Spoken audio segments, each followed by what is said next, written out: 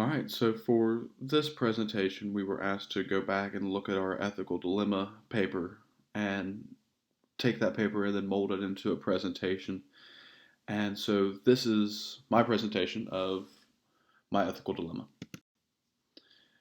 And so, first and foremost, we had to pick a scenario, and I ended up choosing scenario number one from Stone 2022.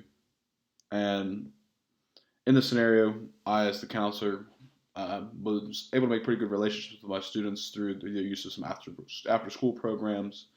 One of my male students comes to me and adds me on social media, and I accept it, thinking that that is an okay way to try to continue to harbor relationships. Then a female student also comes and adds me on social media as well, and I end up declining.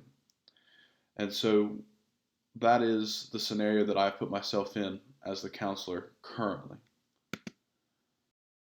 And so the main problem in this scenario is that I, as the counselor, have created a dual relationship with my students. I have allowed them to follow me on social media, friend me on social media, which has created a relationship that is outside of the realm of the relationships I'm supposed to have with them, which is just as their counselor. There's also a secondary issue that is involved in all of this, and that is that I've created a little bit of a divide between male and female students that I have, because I'm showing clear favoritism by allowing males to follow me on social media, but not my female students. And so there is a blatant favoritism involved here. And so this situation is a combination of a few different things: ethical, professional, and technological issues. Ethical, professional, because of the fact that I, as a counselor, have to be able to set aside my personal life and my professional life and not allow students to become involved in that way, like I have with the whole Facebook becoming friends or Instagram them allowing them to follow me, etc. And then the technological issue being allowing social media to become involved in my profession and then it leaking into my personal life and having these blurred lines.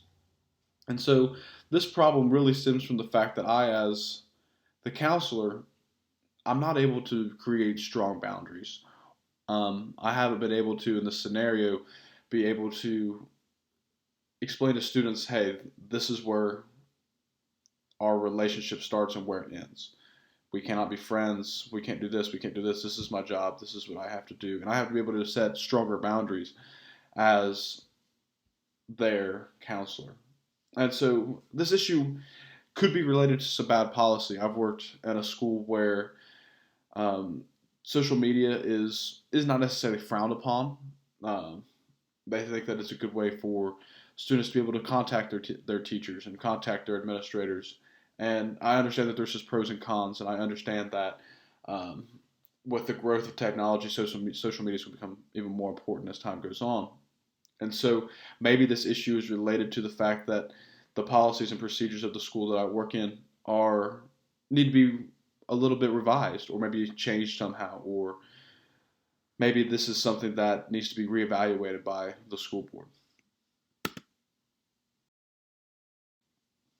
And so for this portion, I was asked to apply some of the standards and state codes that I think go along extremely well with this scenario that I've put myself in. And so the first one I have listed is the American School Counselor Association Code of Ethics A.5.H. And so this comes from the American School Counselor Association 2022. And it says, refrain from the use of personal social media, text, and email accounts to interact with students unless sanctioned by the school district, and adhere to legal, ethical, district, and school policies and guidelines when using technology with students and stakeholders. And so this kind of goes into this idea that, well, one, we have to follow the school district rules. Well, like I said, in the school that I'm currently working in, social media is not necessarily frowned upon, but it's not something that everybody wants you to be using frequently. And so the use of social media can be a positive and a negative, as I talked about a little bit previously on the last slide. But I believe that there are too many negatives for it. And so in this scenario, as the counselor, should I have made myself available to the students through social media? Maybe, maybe not. And that's something that we'll explore later on. Another one that I use is from the American School Counselor Association Code of Ethics A.5.A, which says engage in professional roles and relationships with students and stakeholders that foster wellness and student access. Again, that's coming from the American School Counselor Association 2022. And so this to me says that, hey, maybe we shouldn't allow our personal lives and personal relationships to blur the lines of what our professional role is. And that is what I think the social media aspect does, or texting or having personal cell phone numbers or personal phone calls, etc., with students, because you're beginning to blur the lines of what's professional and what is not. And then lastly, the last one I used is from the Ohio Administrative Code Rule 4757-5-03A, which says counselors, social workers, or marriage and family therapists shall avoid multiple relationships and conflicts of interest with any client or consumer of services, ex-clients, family members of clients, or ex-clients, or other persons encountered in professional or non-professional setting which are not in the best interest of the client and might impair professional judgment, or which increases the risk of client consumer of services exploitation. That's a lot of words. It's a bunch of word jargon. But to me, given that this is coming from the Chapter 4757 Ohio Revised Code, Ohio Law 2024, the most recent version in the state of Ohio, this to me is stating basically that we shouldn't ever put ourselves in a situation where our students or our clients could face some sort of bias. We could put them in a situation that isn't the best for their well-being. And that's possibly something that we could look at in terms of social media. If school counselors are friending their students on social media and are too involved in their personal life, does the school counselor become biased? Does the fact that I, as the school counselor, am only friending male students and not female students, does that create a certain bias? Do I give male students more of my time and energy than I do my female students because those are the ones I'm focusing more on in my life outside of school? And so these are all things that I think that portion of the Ohio Administrative Code is really talking about. Now, on step 3, we're asked to look at the nature and the dimensions of what we're talking about. And so the ACA moral principle that I believe coincides the best with the scenario that I put myself into is beneficence, which is defined as an act of charity, mercy, and kindness with a strong connotation of doing good to others, including moral obligation. And so for me, the reason that I chose this is because I feel like we as school counselors have a moral obligation to our students to put them in the best situations that we could possibly put them in. And in this scenario, have I, as the counselor, by allowing students to friend me on social media, put them first, like I'm supposed to, morally speaking? And so I feel like with the use of beneficence, I, as a school counselor, have to make sure that I'm always putting other people first, putting my students and their well-being ahead of everything else. Another portion of this is to look at, what does the literature always say? And so I used Varkey 2021 and Eanes 2022, and in both of these they talk a lot about dual relationships and other ways that we can make a positive impact on students without the use of dual relationships. And so dual relationships are stated to be avoided at all costs, as they can create an environment that just isn't conducive for the client whatsoever. There are better ways out there to create trust. You can make as great of a professional relationship as you want with your students or your clients within the binds of what is appropriate.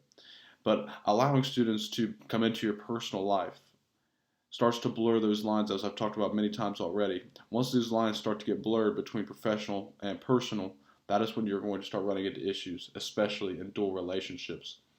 And so we were also asked to look into, who would we talk to in this situation? Well, for me personally, I would talk to Scott Conrad, who was my mentor. He was the school counselor at my high school when I was growing up. And then I would also talk to the current school counselor that I work with, which would be Beth Haney. And so the reason you go to these people is so that you can get a different perspective. Talking to mentors can allow you to see something in a different light. They've been there, they've done this before, they've seen a lot during their time period and during their tenures, and it allows you to bounce ideas and thoughts off of them. And then I'm also going to use some of the associations and groups that are in my area of the world, some of the organizations such as the Ohio Counseling Association and the Southeastern Ohio Counseling Center, both of which know my body of people the best. And both of these, again, have seen many things throughout their duration as organizations and counseling in Southeastern Ohio and in the state of Ohio, which will allow me to get a different perspective and some other ideas on how to handle this situation.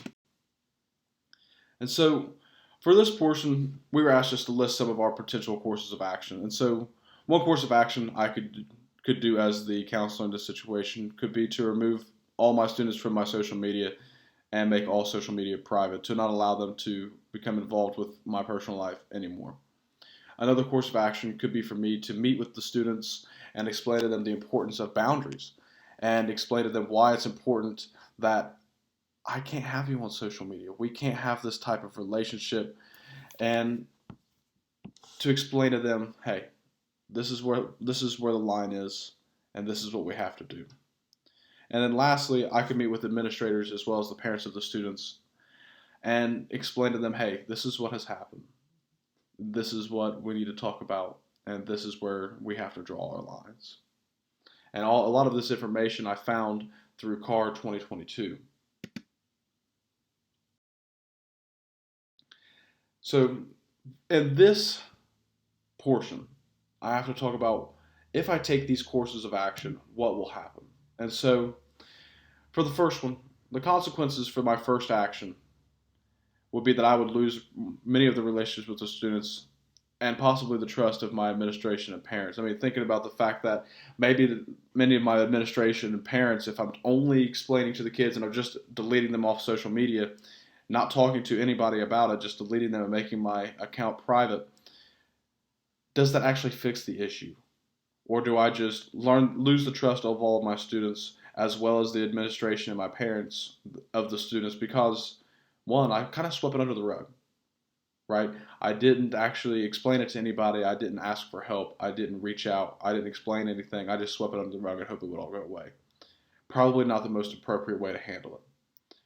And so there would be consequences not only for me, but possibly for everybody involved. Then for the consequences of my second action would be that I'm losing the trust between myself and the administration, my students and parents, even more so. But this time, at least I'm not losing the relationship with my students. I might have lost their trust, but I'm not losing the relationship I have built with them. Because this time I'm explaining to them, hey, these are the boundaries that I have to set.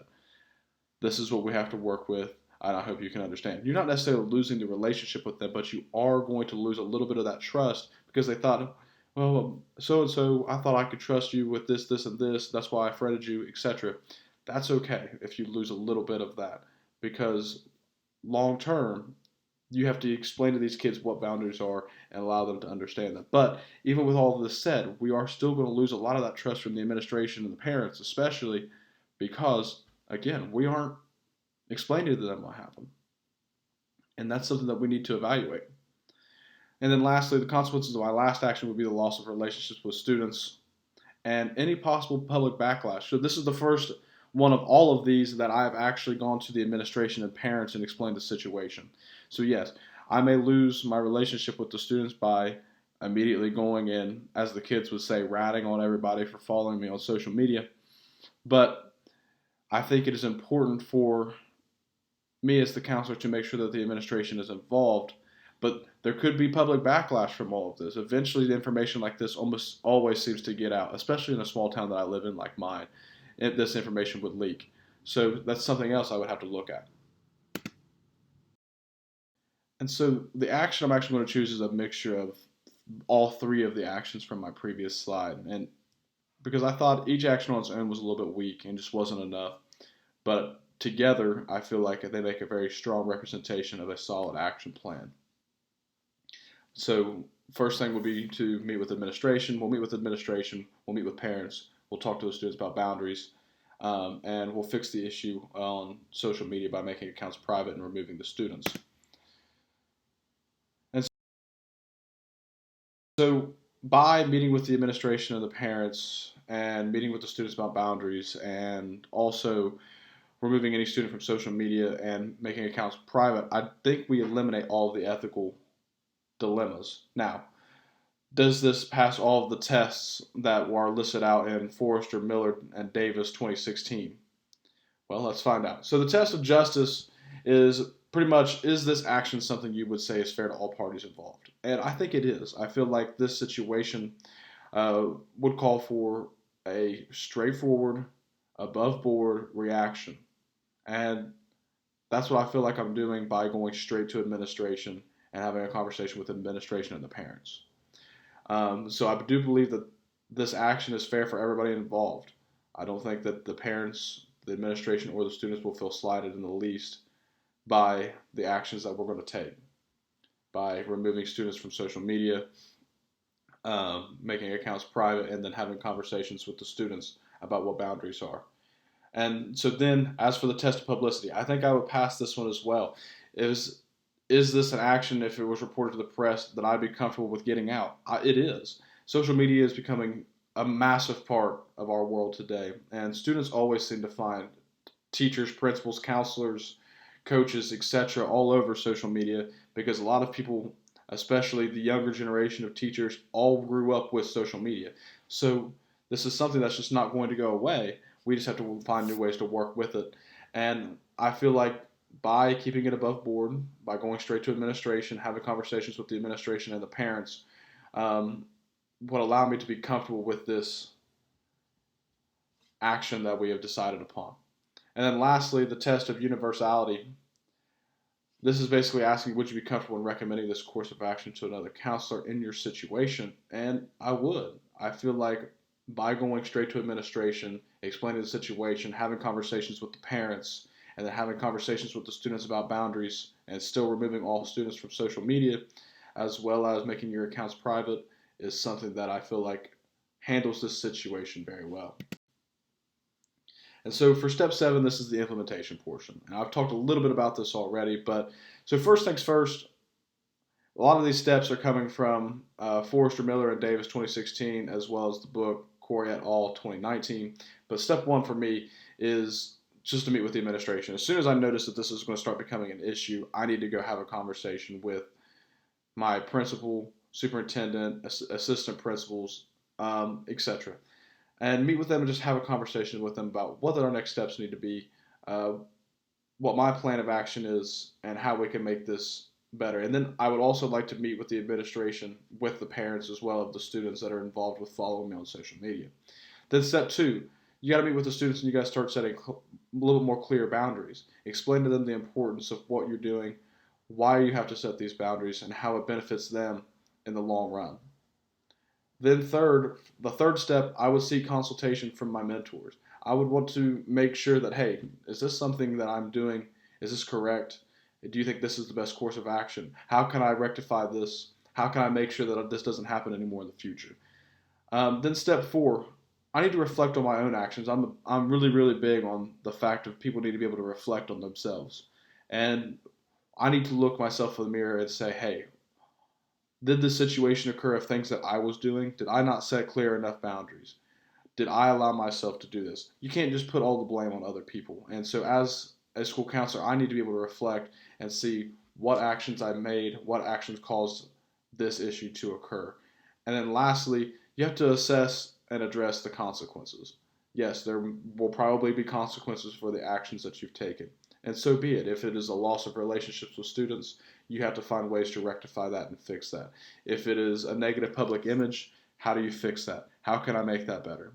And so you have to be willing to reflect and assess and be ready to address any type of consequences that may come your way, given what has happened. And so I hope that you have enjoyed this presentation. This to me was a really interesting assignment because it allowed me to put myself in the shoes of a situation that I may or may not ever see, but it allowed me to go through all these different steps of how to handle this type of situation moving forward. And so I hope you enjoyed this presentation. Thank you so much.